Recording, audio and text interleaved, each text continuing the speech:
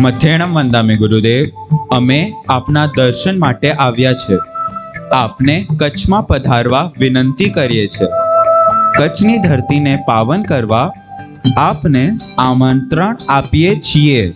કચ્છની ભૂમિમાં પથરાયેલ અજ્ઞાનતાને દૂર કરી, અંધકારનો નાશ કરી, જ્ઞાનનો પ્રકાશ ફેલાવો. મથેણ વંદામી ગુરુદેવ, અમારા કામળગાળા કચ્છમાં પધારી અમારા ઉપર કૃપા કરો. અમારો વર્ગ અત્યંત ગરીબ છે, પરંતુ ભાવો ધનાટ્ય છે.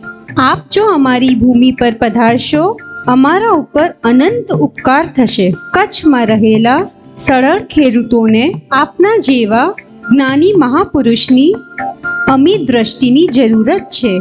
આપ જો પ્રેરણા આપશો તો તેઓનું મિથ્યાત્વ નષ્ટ થશે, અંધભક્તિ નષ્ટ થશે.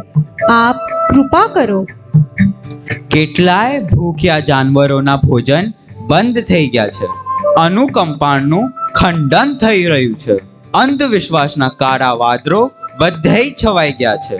આપ પધારો, સર્વને પ્રકાશિત કરો, સંસ્કારિત કરો.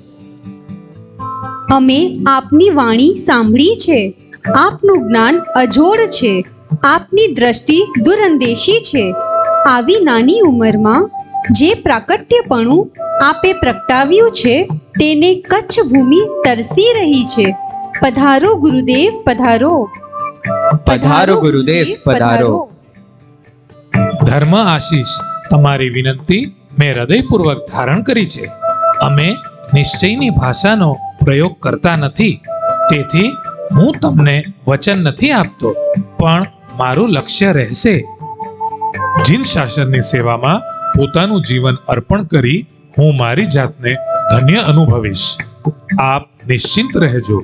શાસન દેવની સહાય આપને મળી રહેશે.